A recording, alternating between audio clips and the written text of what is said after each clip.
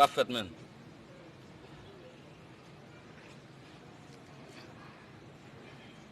Yo, ça ka fet men. Oh, Jean-Michel fait a. Semble son nèg qui pas parler créole.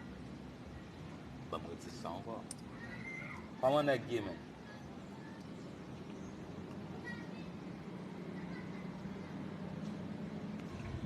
You speak English?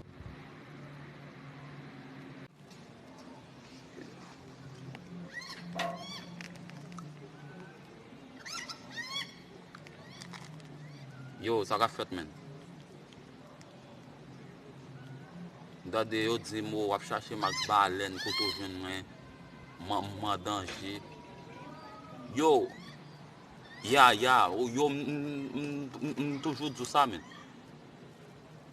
Ou pas nan poids men. Ya, ok, bon, ok. Souvent c'est, ou ka fè bif ensemble avec Vinn jwen mwen kote ou te wèm hier. Ya, kote nou te wè.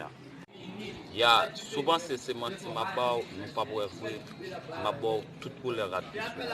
Moi mette yon chemise rouge à carreaux. Ya. Moi mette yon pantalon bleu.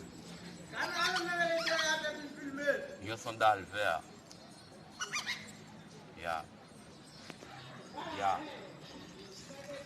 Mais ma peine camper m'a bien tendre bien sous l'eau. Yeah. Yo, sou fè nèg la vin bat mwen la nèg. T'es quoi papa le créole?